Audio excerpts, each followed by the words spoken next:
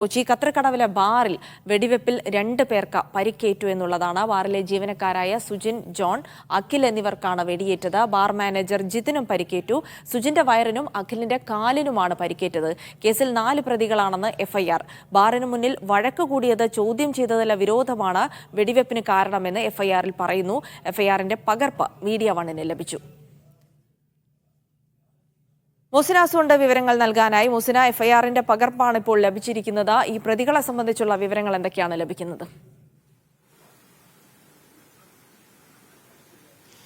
ജിൽസി സൂചിപ്പിച്ചതുപോലെ തന്നെ എഫ്ഐആറിലെ വിവരങ്ങൾ പ്രകാരം 2 പേർക്കാണ്, ബാറിലെ ജീവനക്കാരായ 2 പേർക്കാണ് വെടിയേറ്റിരിക്കുന്നത്. സൂചിപ്പിച്ചതുപോലെ തന്നെ സുജിൻ, അതുപോലെ തന്നെ അഖിൽ, സുജിൻ, ജോൺ, അഖിൽ എന്നിവർക്കാണ് വെടിയേറ്റിരിക്കുന്നത്.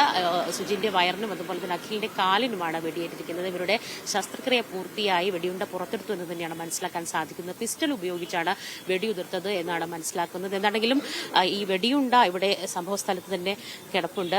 ബാലിസ്റ്റിക് വിദഗ്ധർ ഉൾപ്പെടെയുള്ള സംഘം ഇവിടെ എത്തി ഇതിന്റെ ശാസ്ത്രീയ പരിശോധന നടത്തിയതിനു ശേഷമായിരിക്കും ഏത് തോക്കിൽ നിന്നാണ് വെടിയുതിർത്തത് എന്നടക്കമുള്ള കാര്യങ്ങളിൽ വ്യക്തത വരികയുള്ളൂ. ചോദിച്ചതുപോലെ തന്നെ പ്രതികളുമായി ബന്ധപ്പെട്ട് പോലീസ് നൽകുന്ന വിവരം 4 പേരാണ് ഇത്തരത്തിലൊരു അക്രമം നടത്തിയതെന്ന് തന്നെയാണ് പോലീസ് വ്യക്തമാക്കുന്നത്. ഇവർക്കായുള്ള തെരച്ചിൽ വലിയ രീതിയിൽ തന്നെയാണ് പുരോഗമിച്ചുകൊണ്ടിരിക്കുന്നത്.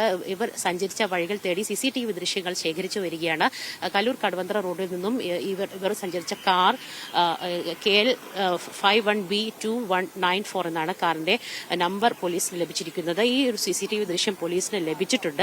എന്താണെങ്കിലും ഇതിന്റെ കൂടി അടിസ്ഥാനത്തിൽ വലിയ രീതിയിലുള്ള അന്വേഷണം തന്നെയാണ് നടത്തിക്കൊണ്ടിരിക്കുന്നത്. അതുപോലെ തന്നെ ഈ ബാറിലെ മാനേജർ ജിതിനും മർദ്ദനത്തിൽ പരിക്കേറ്റിട്ടുണ്ട്. ജിതിനാണ് ആദ്യം ഈ തരത്തിൽ ഈ 4 പേരും മദ്യപിച്ച് ബാറിൽ നിന്നും ഇറങ്ങിയ ഉടൻ ഈ പുറത്തുനിന്ന് വലിയ രീതിയിൽ തർക്കത്തിൽ ഏർപ്പെടുകയായിരുന്നു.